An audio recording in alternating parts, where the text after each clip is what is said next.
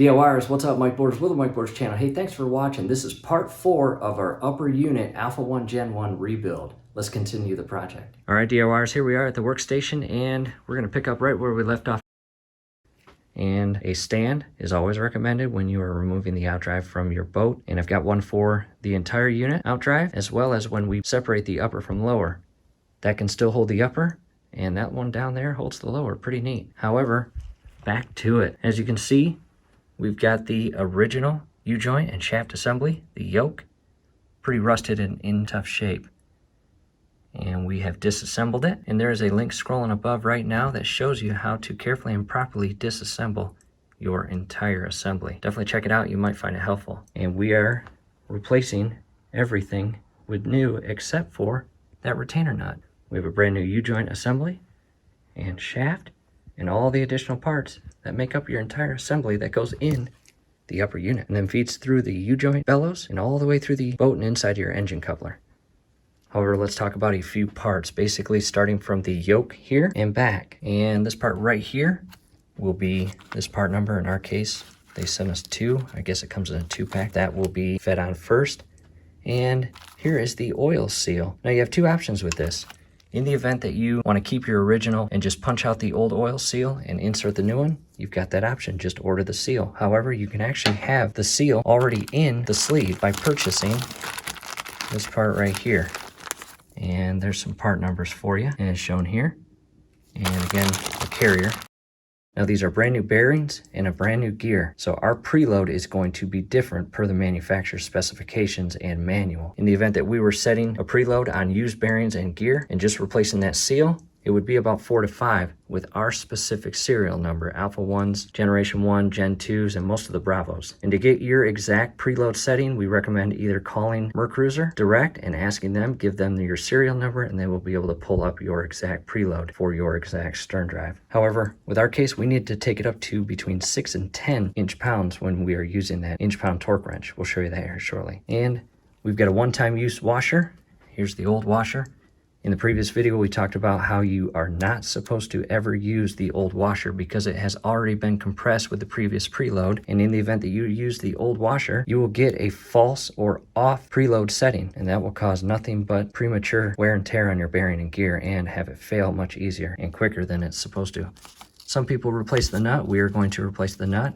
I believe in the manual it doesn't say anything about using the old nut, but we are rebuilding it. And to the left, we've got the shim and spacer, which will go right here and back inside the upper unit. I'm going to reposition the retainer nut on the spanner wrench. As you see, I've got it locked in my vise. And from here, I'll reposition the camera and continue putting everything together and set the preload. What we'll do next is we need to lubricate the gears before we press it and set that preload. And I'll set this on its side. And the gear lube used is what you put in the lower unit to lubricate your entire outdrive. With our specific Alpha 1 Gen 1, it is the Mercury Gear Lube SAE 90. And this looks familiar, doesn't it? This, again, is what you put in the lower gear lube insert port, and you pump this in, and it makes its way all the way up to the upper unit to properly lubricate the bearings and gear and shaft. So some people do it this way, some people don't. All I'm going to do is remove the cap, and again, I'm going to lubricate. But before that, I want to talk more about this actual oil seal and carrier. Again, we purchased the one that is already compressed and put in the carrier. And it's very important when you do this, use the proper gasket compound. And in our case, it is this stuff right here. And it's the brown stuff as shown right there. Very important not to use anything else when replacing your oil seals throughout your entire upper unit. Real quick, what I've done was just grab some cardboard to prop that part of the U-joint shaft and yoke up to allow me to oil these parts and slide them onto the shaft. We recommend having some paper towel ready because, again, you're going to get oiled up here. And we'll start with this part. You'll notice an indent or beveled machine cutout, and on the opposite side it's completely flat and flush without any indents whatsoever. That is the part that is going to go on, and the beveled or indented part will face rearward toward all the bearings and gears. So I'm going to open up the cap on the oil, and just by pumping just a little bit, very slowly, as you can see, some came out on my finger, and all I'm going to do is lubricate the entire portion, both inner outer surface and the opposite side. Get it all oiled up. Again, the flat side on. Next will be the carrier and oil seal. Again, just by pumping just a little bit of oil. And I'm going to lubricate the entire inner seal.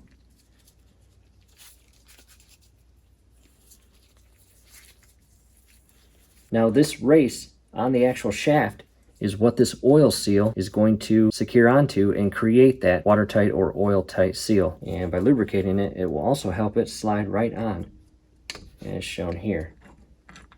Next, what I want to do is oil the actual bearings, and I'm just going to apply some pressure on the pump, which is on the quart, and I'm going to lubricate all through the entire bearing assembly. And yeah, you're going to get dirty. I'll cap this off for now, and I'll pick it up and I'll move it,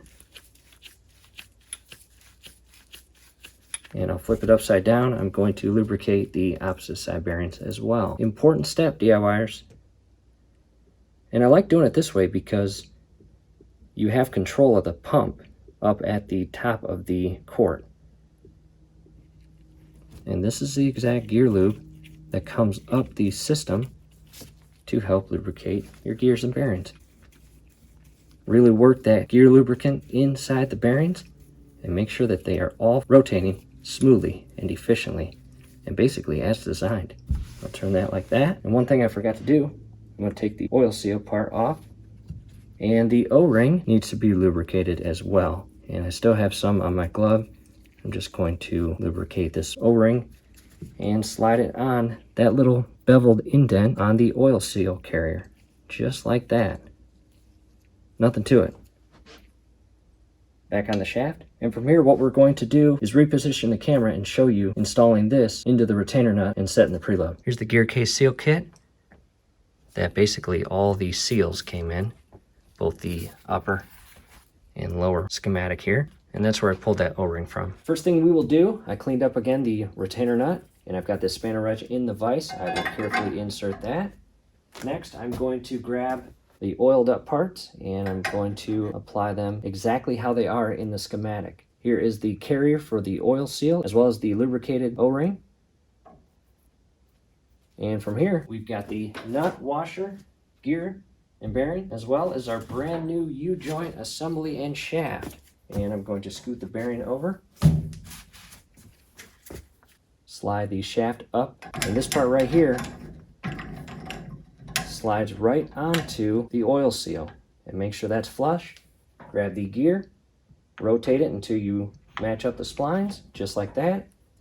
Grab the washer, and make sure you have the side of the washer that says nut facing up, in our case, toward the ceiling. And then we'll grab our nut and hand tighten it. And now that that is hand tightened, it's not going to fall out of the vise or spanner wrench. We will now grab the 15/16 socket and carefully tighten it. And it's easy to push up to give you better leverage.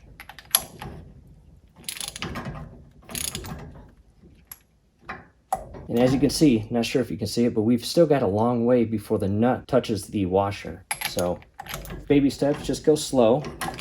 If you over tighten this, lights out, game over. You will have to start over, and that is not what we want to do. Now to a close up at where we are now. If I push up on the lower yoke and shaft, you'll notice there is no more space in between the nut and washer. Now it's time to grab our inch-pound torque wrench and check this thing out. This is a 0 to 30, which is extremely precise for our project, and that's why we purchased this. And down below in the comment section as well as description section is a link to a video where we give a full explanation and review or demonstration on using this tool. And I'm going to zero this out, the orange needle on 0, as you see there. And in our case, you'll notice 0 to 5 and a lot of white markings in between. Because we bought the 0 to 30, and again, this is extremely precise, the white markings indicate a ½ count. So 0, 1/2, 1, 1 1/2, 2, 2 1/2 is that first bold white line that's longer than the others, and all the way up to 5. And I want to take it to 8 because we have brand new gears, and this is extremely important. In the event that you are using your old gears,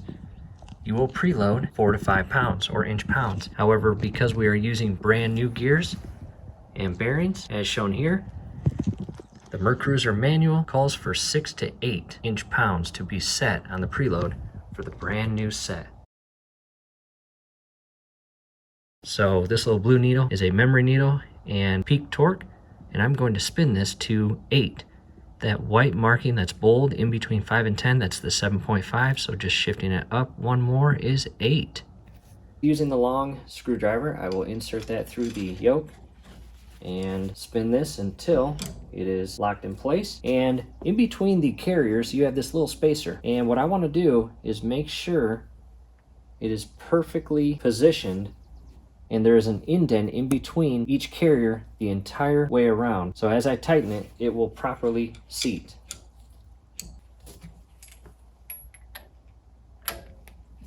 And again, a little at a time to ensure you do not over tighten this.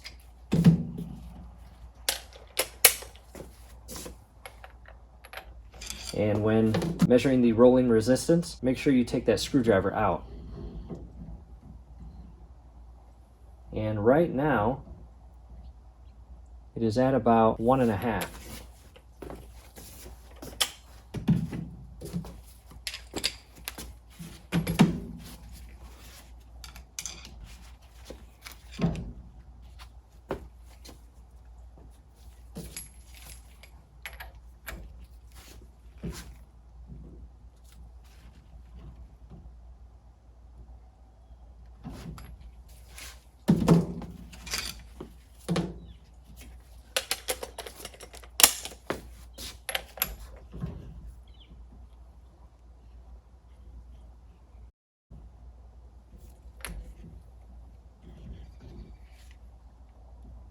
And it's at about 2, and you will have to continue this process several times until you get the perfect reading.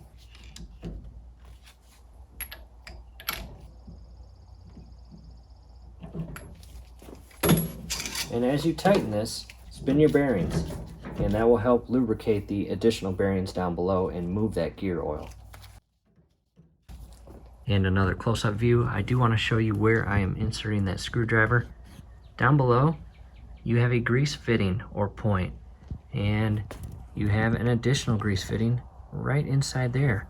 The way I insert this is in the middle, so it does not come in contact with either of those fittings. And as you tighten this, again, go very slow, baby steps. You do not want to over tighten it, but once this brand new washer begins to compress, it is tight, and it might actually make you think that you're over tightening it, but again, rely on your inch-pound torque wrench. And a quick recap on the actual bearings. This inner spacer, it's very important that you ensure that spacer stays centered in between the two bearing carriers. And the instructions show a pictorial image of a clamp wrapped around this bearing portion and carriers and screwed tight to alleviate this inner spacer from getting offset. And if you've got a clamp, definitely use it. Unfortunately, in our case, we don't have one handy. So as we move through this project, we will go very slow and be very precise to, again, make sure this inner spacer is perfectly centered in between the carriers.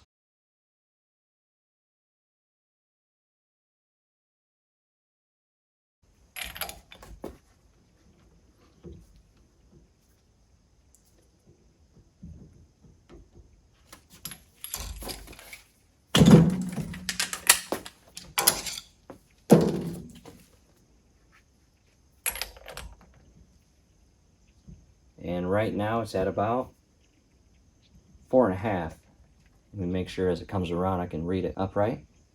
Yep, just a little bit more to go. And again, spin your bearings as you work through this project. And I had to do this a couple more times, again, ensuring that that inner spacer is properly centered. And I know I mentioned I was going to take it up to 8, but it's at 7 right now, and I am perfectly happy with this. And to properly get your reading on your inch-pound torque wrench, grab the bearings or carriers and that spacer and carefully rotate.